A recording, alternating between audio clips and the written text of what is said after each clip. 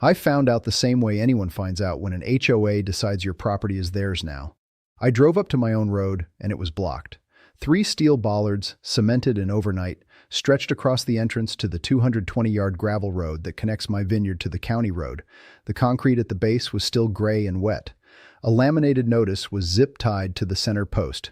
HOA Resolution 44-C, unauthorized private access suspended. That road had been in my family for 30 years. Every harvest, every delivery, every piece of equipment that ever reached that vineyard came down that road. I called the HOA, left a message, heard nothing back. A delivery truck was already on its way. I stood at the entrance of a road I had driven my entire adult life and tried to understand what HOA Resolution 44-C even was, because nobody had mentioned it to me before this morning. 24 hours later, the title company called. My grandfather bought this land before I was born. He did not buy it as an investment. He did not buy it to develop it or divide it or sell it in pieces. He bought it because he wanted to grow something in the ground and watch it come back every year. That is what this land has always been. A working property, not a weekend property, not a hobby. A place where the work never fully stops. The vineyard itself sits at the end of that 220-yard road. The county road runs along the front of the property, but there is no direct gate access from it. The terrain does not allow it. The gravel road is the only vehicle route in. It always has been. Every harvest crew that ever worked this property came down that road. Every equipment delivery, every water truck during a dry season, every buyer who ever came out to walk the rows, all of it through that entrance. When the property passed to me, the road came with it. That was never a question. It was in the deed. It was in the survey. It was in 30 years of uninterrupted use. I am not someone who looks for conflict. Anyone who knows me would tell you that. My first instinct when that HOA letter arrived 6 months ago, the one about road maintenance jurisdiction, was that it was a misunderstanding. Wrong address, wrong property, some administrative error that would sort itself out. I set it aside. That was my mistake. Not because I should have been more suspicious, but because I did not yet understand that the HOA board president had been moving boundary lines on paper for 2 years. Quietly, incrementally, on properties exactly like mine.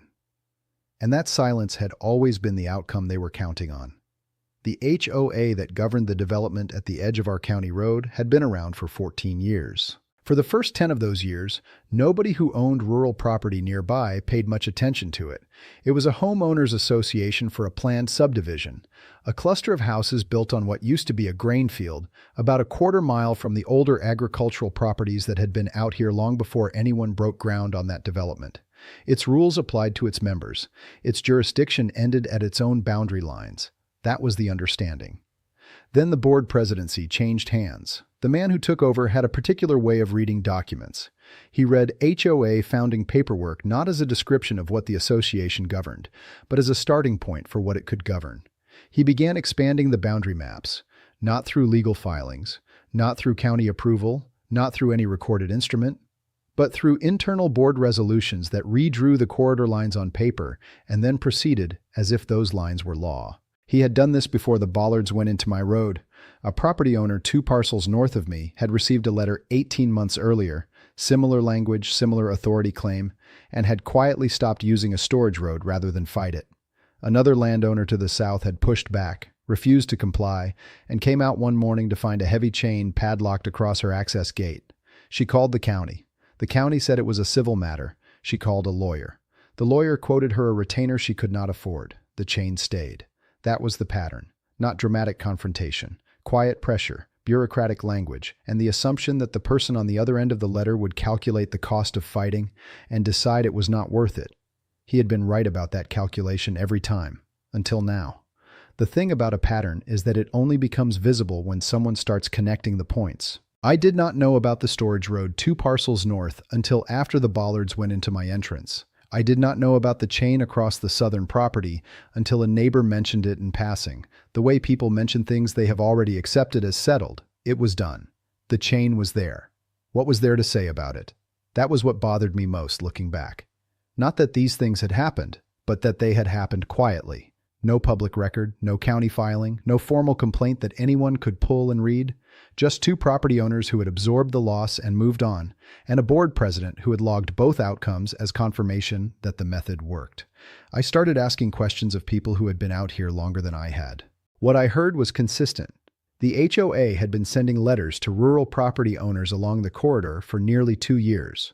The letters were always vague: maintenance jurisdiction, access management, corridor administration, language that sounded official without citing anything specific. Most people who received them did not respond. Some called the county to ask what it meant. The county code enforcement office had received at least 3 complaints about the HOA's boundary expansion claims in the prior 18 months. I later confirmed this. All 3 had been logged, reviewed briefly, and closed without action. The office was 2 people handling an entire rural district. They were managing unpermitted structures, illegal dumping, zoning violations on active agricultural land. A letter dispute between a homeowners association and a property owner did not rise to the top of that list. The HOA board president understood that. He was not operating recklessly. He was operating with a precise understanding of where the gaps were, which complaints went nowhere, which offices were too stretched to follow up, which property owners were most likely to absorb the cost quietly. The Bollards were not an impulsive act. They were the next step in a process that had already worked twice. What he had not accounted for was that blocking a working Vineyard road was a different category of action than sending a letter or locking a storage gate. A storage road is an inconvenience. A 220-yard access road that carries every delivery, every piece of equipment, and every harvest crew to an active agricultural operation is not an inconvenience. It is the property. Block it, and you have not inconvenienced the owner. You have shut down the operation entirely. That distinction would matter later. It mattered in how the response was built, and it mattered in how the outcome landed. But I did not know any of that yet on the morning I found the Bollards. The morning it happened was a Tuesday. I had a delivery scheduled for 8 o'clock, a supply run that I had arranged 2 weeks prior, the kind of logistics that require coordination on both ends and do not flex easily. I needed to move a piece of equipment from the storage area near the gate to clear the turn radius for the truck. That meant I needed to be on the road by 6:30, 6:45 at the latest.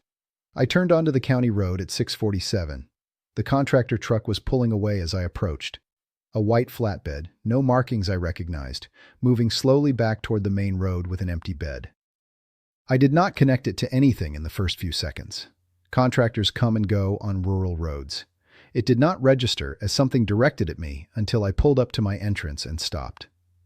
The 3 bollards were already set. Steel posts, heavy gauge, spaced across the full width of the road entrance, each one sitting in a poured concrete base. The concrete was dark and wet at the ground line, freshly poured, still curing. Each bollard had a laminated notice, zip-tied near the top. I got out and read the center one. HOA Resolution 44-C, unauthorized private access suspended.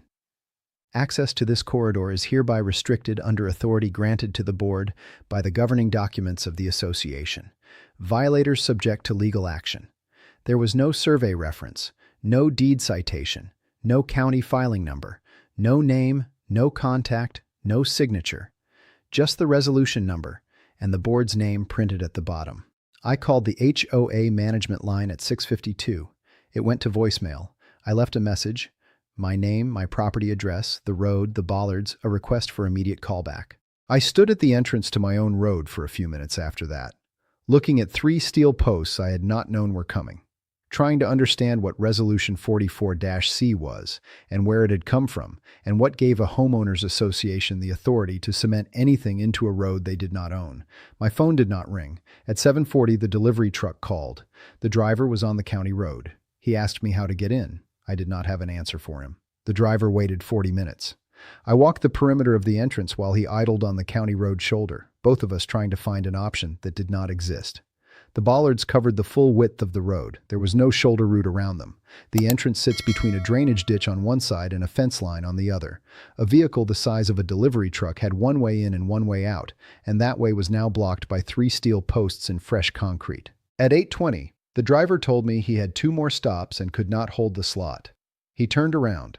The rescheduling penalty came through by email that afternoon. There was also a partial product loss on items that had a handling window. Goods that had been loaded for an 8 o'clock delivery and could not simply sit on a truck through a rescheduled run. I absorbed both. I did not have a choice. By mid-morning, I had driven to the HOA management office. It was a small office in the front section of the development's community building. A room with a front desk, a row of filing cabinets, and a door behind the desk that led to a back office. The board president was there. I could see him through the gap in the door when I walked in. He did not come out. The woman at the front desk told me the board president was unavailable for walk-in meetings. I told her what had happened. She listened with the particular expression of someone who had been trained to receive complaints without responding to them. She asked me to hold, went to the back office, came back, and handed me a printed document. 4 pages. Resolution 44-C. I read it standing at the front desk. The resolution authorized the board to restrict vehicle access on roads falling within what it called the association's jurisdiction corridor. Attached to the back was a map, a single page, printed in black and white, with a shaded boundary drawn across it. The 220-yard road to my vineyard sat inside that shaded area. I looked at the map for a long time. There was no survey number printed on it, no county filing stamp, no legal description of the boundary line, no bearings, no distances, no reference to any recorded plat or parcel. It was a printed map with a shaded area and the HOA's name in the corner. I asked the woman at the desk where this map had been filed with the county. She said she did not know. I asked when Resolution 44-C had been adopted and whether notice had been sent to affected property owners before enforcement. She said she did not have that information and that I could submit a written request to the board. I took the 4 pages, walked back to my truck, and sat in the parking lot, reading them again. The map had no legal foundation that I could identify, but I was not a surveyor, and I was not an attorney, not yet. I went home and put the 4 pages on the kitchen table. Then I went back to the entrance with my phone. I photographed everything. The 3 bollards from the county roadside, straight on, then angled from both shoulders. The laminated notice on the center post, close enough to read every word in the frame. The concrete bases, the dark wet gray at the ground line where the pour met the gravel, the way the surface had been disturbed and repacked around each post.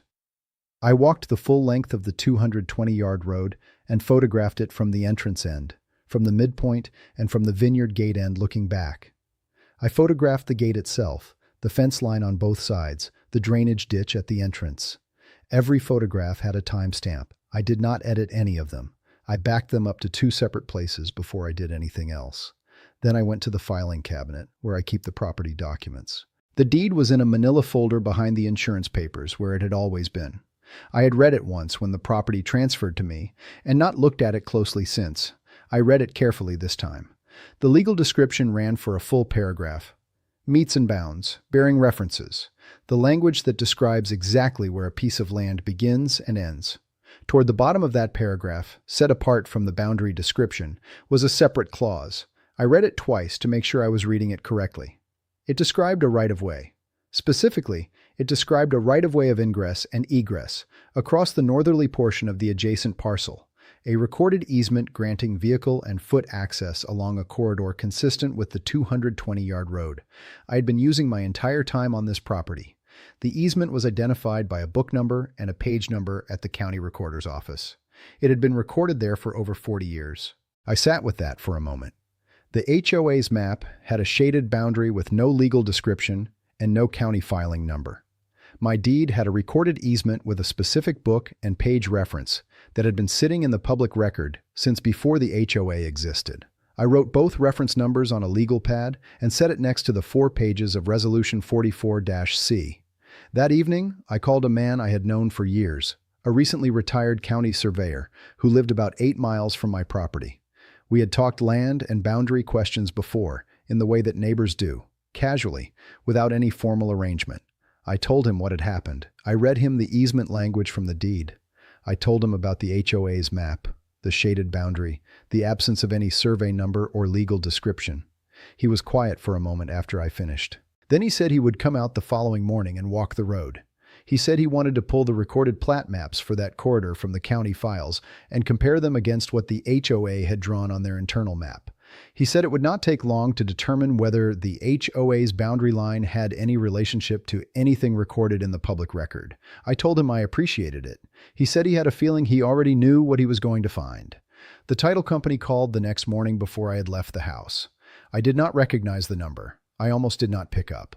I was standing in the kitchen with the deed and the legal pad still on the table from the night before, coffee going cold, trying to organize what I needed to bring to the county recorder's office that afternoon. The phone rang, and I answered it because I was expecting a call back from the HOA management line that had never come. It was not the HOA. The woman who introduced herself was a title officer at the company that had handled the transfer of the Vineyard property when it came to me. She apologized for calling without prior notice and asked if I had a few minutes. I put the phone flat on the counter on speaker and told her I did. She explained that her office had been running a title search on an adjacent parcel, a property neighboring mine that was in the early stages of a sale transaction. Standard procedure. During that search, the title examiner had flagged an alert on the easement record attached to my property, specifically because the corridor description in my easement overlapped with a boundary claim that had recently appeared in an HOA document the examiner had encountered during the adjacent parcel search. She wanted to make sure I was aware of what they had found. I told her about the Bollards. I told her about Resolution 44-C. I told her about the map with no county filing number. She listened without interrupting. When I finished, she was quiet for a moment, and then she said something that reframed everything I had been looking at since the previous morning. The easement recorded in my deed, she explained, was not simply an access easement. It was an easement appurtenant, a specific legal category that means the easement is attached to the land itself, not to any individual owner. It transfers automatically with every sale of the property.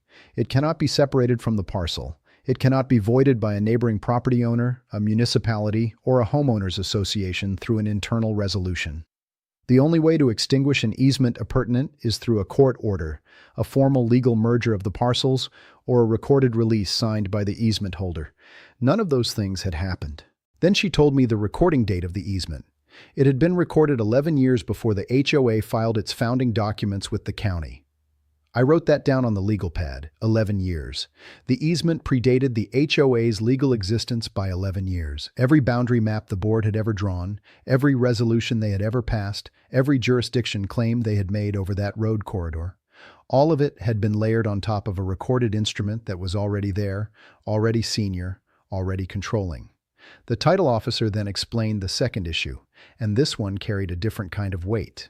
The HOA's Resolution 44-C, if enforced, meaning if those bollards remained in place and access remained blocked, created what is called a cloud on title, a defect in the ownership record, a condition that would cause any lender or title company conducting due diligence on my property to flag the vineyard as encumbered. It would make the property effectively unmortgageable. In a sale situation, it could make the title uninsurable. She told me her company had a legal obligation to flag this finding to the county recorder's office. I thanked her and stood at the counter for a long time after the call ended. The HOA had blocked a road they had no legal authority to touch, and in doing so, they had reached into my deed. I did not go back to the HOA office. I had already learned what walk-in meetings produced: a woman at a front desk, a printed document, and a door that stayed closed.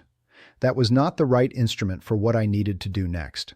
What I needed was something that created a record, something that could not be received and then denied, something that established clearly and in writing that I had put the board on notice with specific legal information and given them a defined window to act on it. I sat down that evening and wrote the notice myself. It was not a long document. It did not need to be. I stated my name and the property address.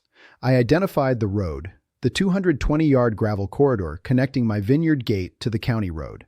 I referenced the bollards by installation date and described the laminated notice attached to the center post. I cited Resolution 44-C by name and noted that no survey reference, no county filing number, and no recorded legal description had been attached to the map included with that resolution. Then I laid out what the title company had found. I cited the easement by its book and page number at the county recorder's office. I stated the recording date. I stated that the easement was appurtenant, attached to the land, transferring with every ownership change, not subject to modification by internal HOA resolution. I stated that the recording date of the easement predated the HOA's founding documents by 11 years. I included the title company officer's name and noted that her office had flagged the conflict as a cloud on title with an obligation to report to the county recorder. I closed with a single demand. The bollards were to be removed within 72 hours. If they were not removed within that window, I would pursue all available legal remedies without further notice. I sent it certified mail to the HOA board president and to the management company address listed on Resolution 44-C. I kept the tracking numbers. I also sent a copy to the county recorder's office, not as a formal filing, but as a written record that the conflict had been brought to their attention by a property owner with a recorded easement. That same day, I called a property rights attorney, whose name had come up twice in conversations with neighbors over the years, someone who had handled easement and deed disputes in rural counties and had a reputation for being precise rather than dramatic. I described the situation. I read her the easement language from the deed. I told her about the title company call. She asked me to send her the deed, the easement record, the title company's findings, and a copy of Resolution 44-C. 2 days later, she called back and told me my position was sound. She put that in writing. I now had the easement record, the title company's findings, and a property rights attorney's written confirmation, all pointing in the same direction. The board had 72 hours. The board president responded on the third day, not within the 72-hour window. On the 73rd hour by my count, a detail that was either coincidental or deliberate, and given everything I had come to understand about how this man operated, I did not think it was coincidental. The response arrived in a plain white envelope, standard postage, no certified mail, no tracking, a single sheet of letterhead with the HOA's name at the top and 4 paragraphs below it.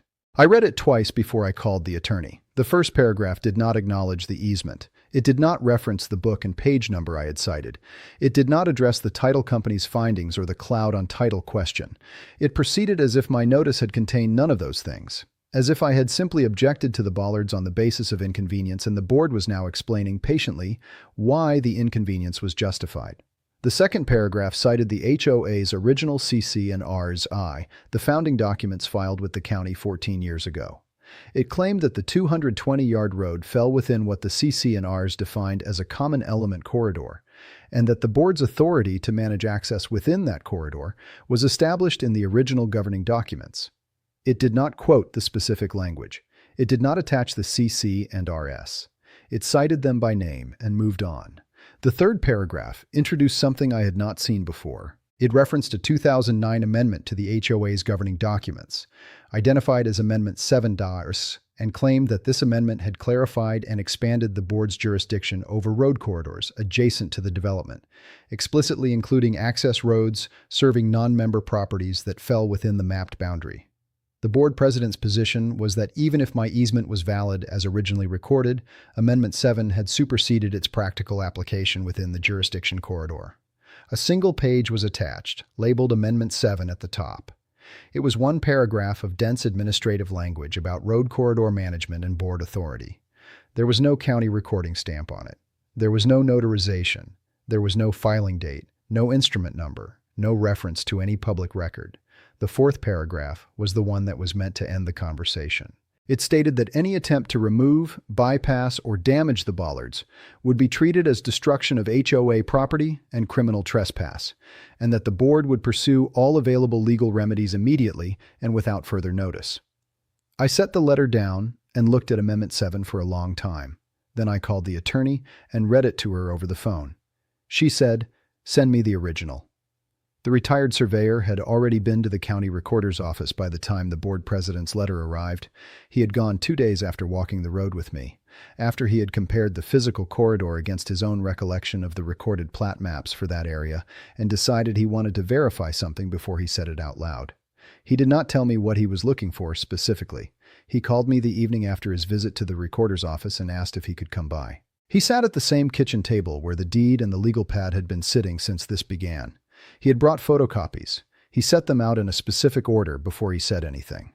The first was the HOA's boundary map, the one attached to Resolution 44-C, the one with the shaded corridor and the HOA's name in the corner. He had brought the copy I gave him when he walked the road. The second was a printout from the county recorder's public search terminal. Quo? A results page showing every instrument filed by the HOA since its founding 14 years ago. Recorded CC and Rs. A recorded plat amendment from 8 years ago, 2 recorded easement dedications on internal roads within the development, a recorded boundary survey from the year the development was built. He pointed to the list and asked me to look at it carefully. The boundary map attached to Resolution 44-C was not on it. There was no recorded instrument in the county's files that matched the corridor map the HOA had used to justify blocking my road. The map had never been submitted for recording.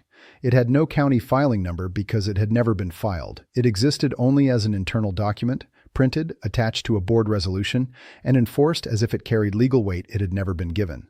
Then he set down the third sheet. He had searched for Amendment 7 while he was at the terminal. The HOA's original CC and Rs were on file. The plat amendment was on file.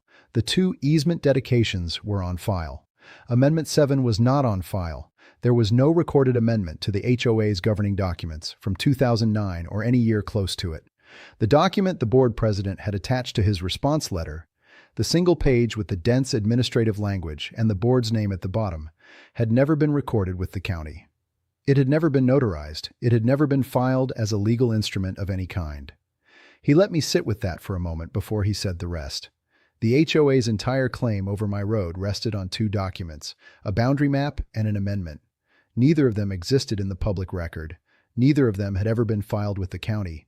Neither of them had any legal standing as recorded instruments. My easement, by contrast, had been sitting in the county recorder's files for over 40 years. He gathered his photocopies into a neat stack and set them in front of me. He said, "I think you need to call your attorney tonight." I called the attorney that night.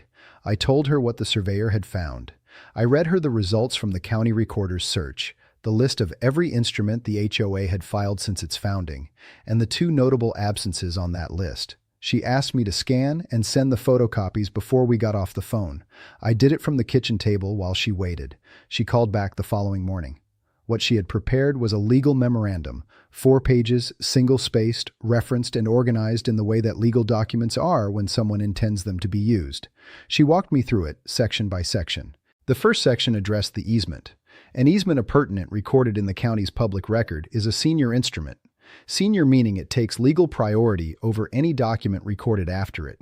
The HOA's founding documents, its CC and Rs, its internal resolutions, its boundary maps, all of it came after the easement. Under established property law, a junior instrument cannot extinguish, modify, or restrict a senior recorded easement. The HOA did not have the legal authority to block that road through a board resolution. They did not have that authority on the day Resolution 44-C was adopted. They did not have it on the morning the Bollards went into the ground. They had never had it. The second section addressed the boundary map and Amendment 7. An unrecorded document has no legal standing as a property instrument. It can exist as an internal record, a board's working document, an administrative reference, but it cannot function as a legal basis for restricting access to land, claiming jurisdiction over a road corridor, or superseding a recorded easement. The HOA's boundary map was an internal document. Amendment 7 was an internal document. Neither had been recorded, notarized, or filed as a legal instrument with any county office. The board president had presented them in his letter as if they carried the force of recorded law. They did not. The third section was the one I had not anticipated. The attorney had looked up the applicable state statute governing obstruction of recorded rights of way. What she found was that installing a physical barrier, a bollard, a gate, a chain, any structure, across a recorded easement without a court order authorizing that restriction was not simply a civil matter. It fell within the statute's definition of criminal obstruction of a recorded right-of-way. The HOA had not just overstepped their authority, they had potentially committed a statutory violation on the morning that contractor truck pulled away from my entrance. She said she wanted to send a second formal notice. This one would go not only to the board president, but to the HOA's management company and to the HOA's insurance carrier. All 3 addresses simultaneously, with the full legal memorandum attached. The notice would cite the easement recording date, the senior instrument doctrine, the unrecorded status of both the boundary map and Amendment 7, and the specific statute governing obstruction of recorded rights of way. It would give them 48 hours to remove the bollards. If the bollards were not removed within 48 hours, she would file for emergency injunctive relief in county civil court. I told her to send it. The 48 hours ran out on a Thursday morning. The attorney had sent the notice by certified mail and by email to all 3 addresses simultaneously: the board president, the management company, and the HOA's insurance carrier. Delivery was confirmed on all 3. The clock started from the moment the last confirmation came through. In those 48 hours, the bollards did not move. No contractor appeared at the entrance. No communication came from the board president. The management company did not respond. The insurance carrier sent an automated acknowledgement that the correspondence had been received and routed to their claims department, which was, in its own way, telling. An insurance carrier routing a letter to claims was an insurance carrier that understood the letter described a liability. The board president said nothing. I had half expected some last-minute response. Another letter on HOA letterhead, another reference to Amendment 7, another warning about trespass and legal action, something that would at least indicate he understood what was now in motion. There was nothing. 48 hours of silence from a man who had responded to my certified mail with a 4-paragraph letter designed to end the conversation. The attorney filed the emergency motion on Thursday afternoon. The filing attached every document we had accumulated since the morning the Bollards appeared. The recorded easement with its book and page number, the deed, the title company officer's written findings on the cloud on title question, the surveyor's photocopies from the county recorder's terminal, the full instrument list showing the HOA's recorded filings and the 2 notable absences, the attorney's legal memorandum, my certified mail notice, and its tracking confirmation. The board president's response letter with Amendment 7 attached. The attorney's second notice and its delivery confirmations to all 3 addresses. It was not a thin filing. The motion argued that the Bollards constituted an ongoing obstruction of a recorded easement appurtenant, that the obstruction was causing immediate and continuing financial harm to an active agricultural operation, that the HOA had no recorded legal instrument supporting their jurisdictional claim over the corridor, and that the balance of hardships weighed entirely in favor of immediate relief.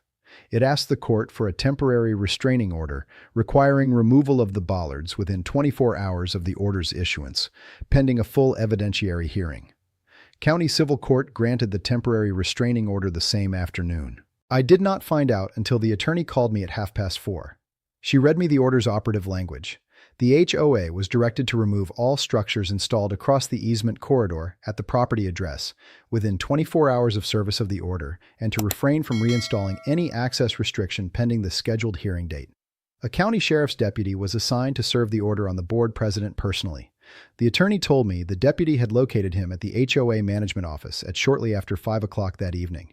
He had been served at his desk. I asked her what happened next. She said we waited. The order had been served. The 24-hour clock was running. Either the Bollards came down by 5 o'clock the following evening, or we returned to the court, and the situation became significantly more serious for the board president than it already was. I thanked her and set the phone down.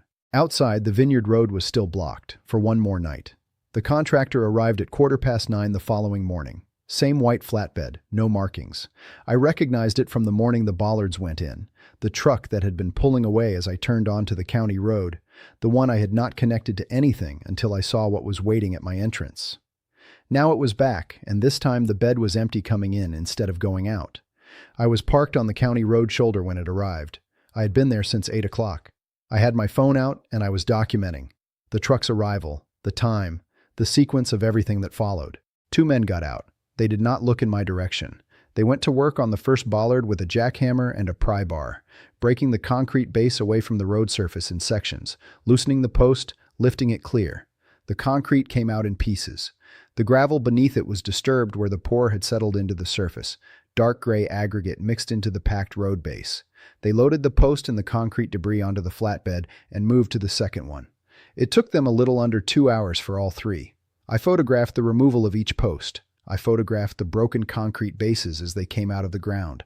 I photographed the road surface at each location after the post was gone, the disturbed gravel, the depressions left by the forms. I photographed the flatbed with all 3 posts loaded. I photographed the truck as it pulled away. I did not speak to either of them. They did not speak to me. When the truck was gone, I stood at the entrance for a moment. The road ran straight from where I was standing to the Vineyard gate 220 yards away. Packed gravel, 2 worn tire tracks, the gate latched at the far end the way I always leave it, the same road it had always been.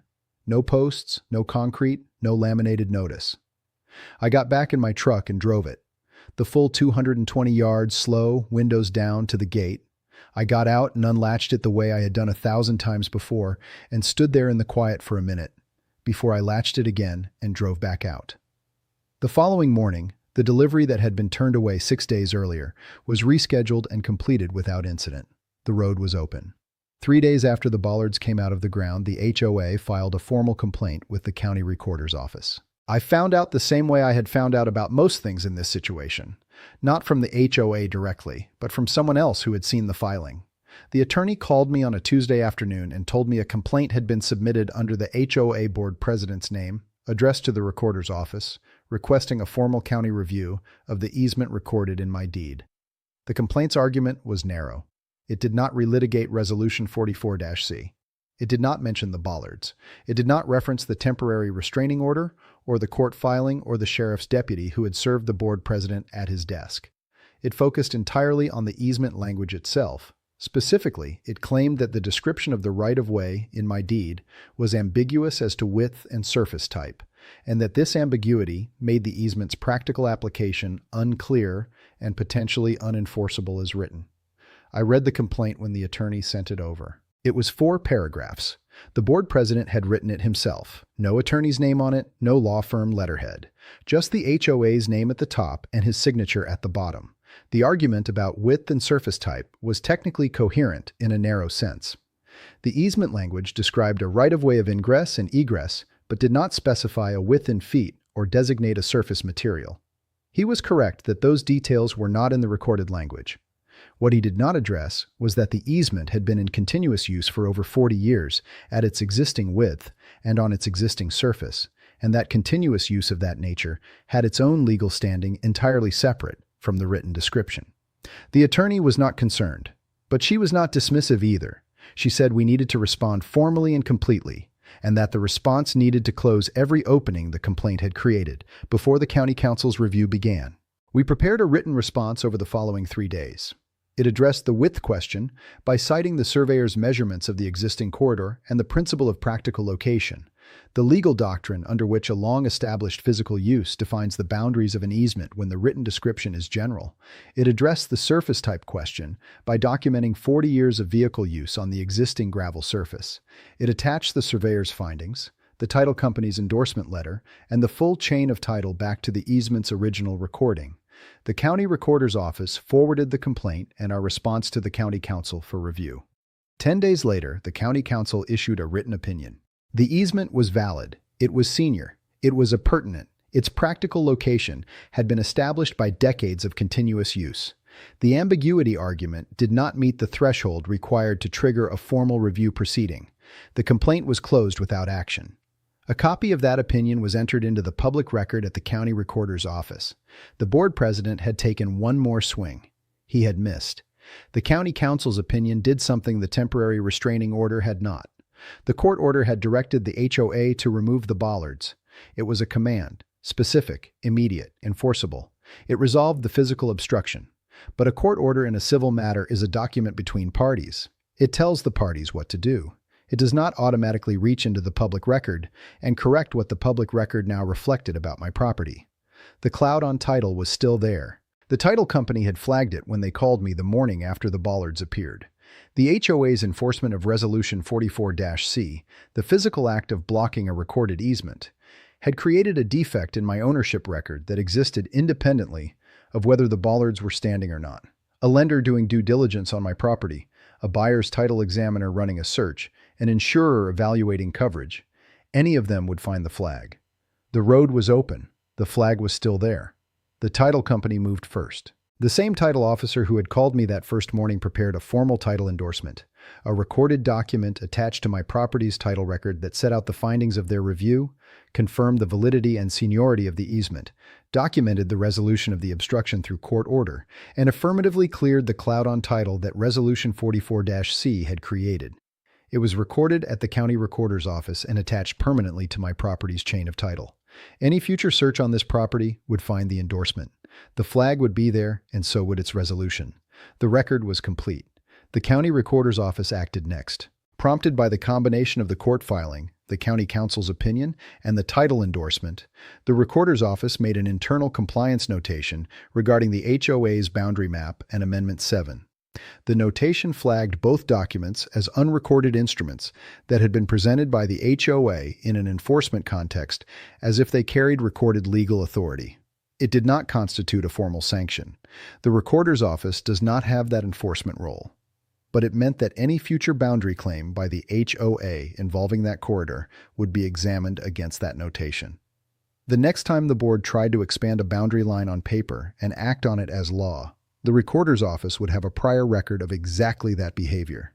The attorney submitted the final piece. She filed a formal complaint with the state oversight body that licenses and regulates HOA management companies. The management company that had administered Resolution 44-C, drafted the laminated notices, coordinated the contractor, and operated as the operational arm of the board president's enforcement action. The complaint attached the complete record, the easement, the court order, the county council's opinion, the title endorsement, and the surveyor's findings, showing that the HOA's boundary map had never been recorded. The management company opened an internal review within 2 weeks of receiving it. The record was now in 4 places: the court, the county recorder, the title chain, the licensing body. It was not going anywhere. The board president resigned on a Wednesday evening. I did not find out until the following morning, when one of the neighboring rural property owners who had started attending HOA meetings after the Bollards story circulated through the area sent me a brief message. The special board meeting had run for just under 2 hours. The board president had walked out before the final vote. The sequence that led to that meeting had started from inside the board itself. 3 of the 5 board members, the ones who had not been the president and had not been the primary architect of Resolution 44-CE, issued a written statement to the HOA community 4 days before the special meeting was called. It was a careful document. It did not use the word wrongdoing. It did not characterize the board president's conduct in dramatic terms. It stated that the 3 members had not been provided with complete information about the recorded easement prior to the vote on Resolution 44-C, that they would not have supported the resolution had they known the easement's recording date and legal status, and that they believed the association had an obligation to address the consequences of the enforcement action fully and transparently. It was the kind of statement that is more damaging for what it does not say than for what it does. The special meeting was announced 2 days later. It was open to all HOA members and to affected adjacent property owners, a designation that included the 2 rural landowners who had been on the receiving end of the board's prior enforcement actions. Both attended. The neighbor who had lost access to a storage road 18 months earlier sat 3 chairs from the front. The woman who had found a chain across her gate and been told by the county that it was a civil matter sat next to her. The board president arrived at the meeting and said very little. What followed was not a dramatic confrontation. There was no shouting, no moment of public accusation, no exchange that would have played well in a different kind of story.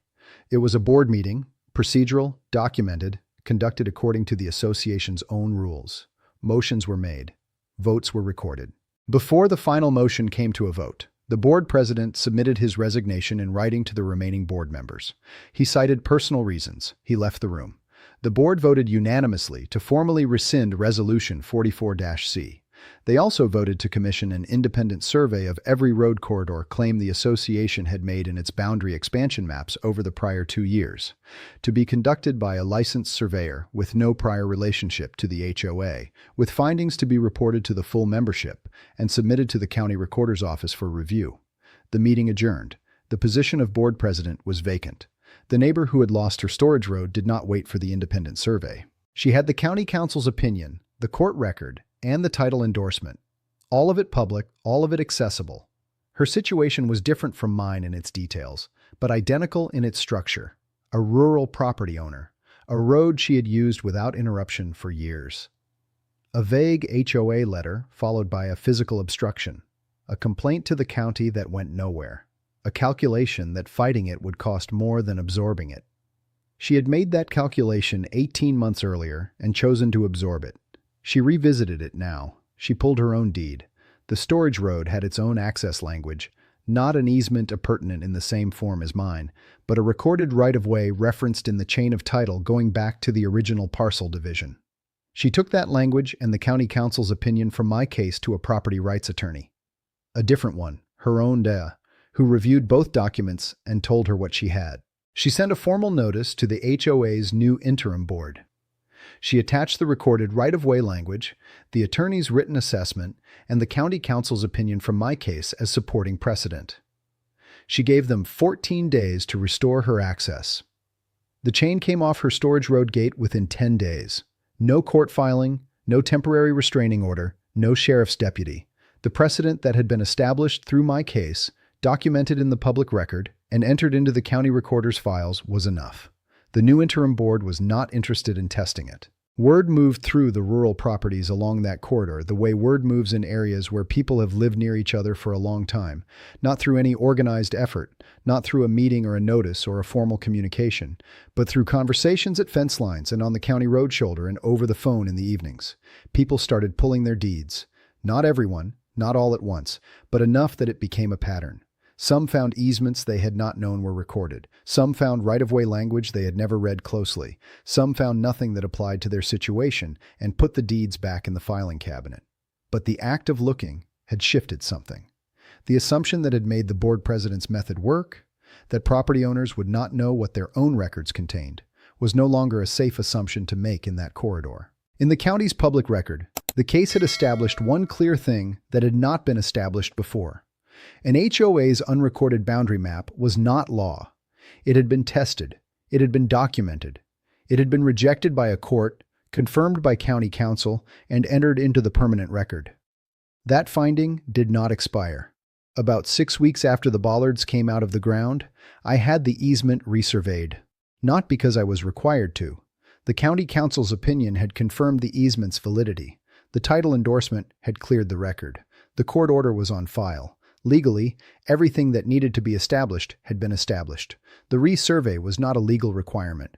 It was something else. The surveyor, not the retired neighbor who had helped me through the county records, but a licensed firm I hired formally for this, walked the full corridor, measured it, set permanent markers at both ends of the 220-yard stretch and at the boundary points where the easement met the adjacent parcel line. The markers are small things.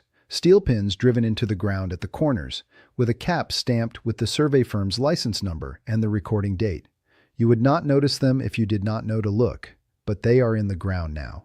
And a recorded plat of the resurvey is on file at the county recorder's office, attached to the easement record, with the surveyor's seal and the current date. The road that my grandfather's deed described in a paragraph of legal language 40 years ago now has physical markers in the earth that match that description precisely. It exists in two places simultaneously, in the public record and in the ground. Anyone who wants to know where this easement is and what it covers can find out in either place. The Vineyard operation did not miss a full season. The disruption fell in a period between major harvest activity, which was fortunate. The delivery schedule normalized within 2 weeks of the road reopening. The equipment that needed to move moved. The workers who needed access had it. I drive that road most mornings. It is the same road it has always been, packed gravel, 2 worn tire tracks, the gate at the far end. It looks exactly as it did before any of this happened. There are no markers visible from the truck. There is nothing about it that would tell a stranger that anything had ever occurred here. But I know what is in the ground at both ends of it, and I know what is on file at the county recorder's office. The road was always protected. It was recorded before the HOA existed, before the board president had ever drawn a boundary line on a map, before Resolution 44-C, before the Bollards. It just needed someone to look. If you own land, any land, and there is a road, a path, a driveway, or an access point that you have been using without question for years, do one thing before you do anything else. Pull your deed. Read the legal description. Look for easement language. Look for right-of-way references. Look for book and page numbers that point to recorded instruments at your county recorder's office. Most people have never read that section of their deed closely. Most people do not know what is recorded in their name until someone else tries to claim it. The board president knew that. It was the foundation of his entire method. The road on this property was protected for 40 years before anyone tried to block it. The protection was in the public record the entire time. It did not require a lawyer to create it or a court order to establish it. It just required someone to read what was already written. If this story made you think about your own property, that is exactly what it was meant to do.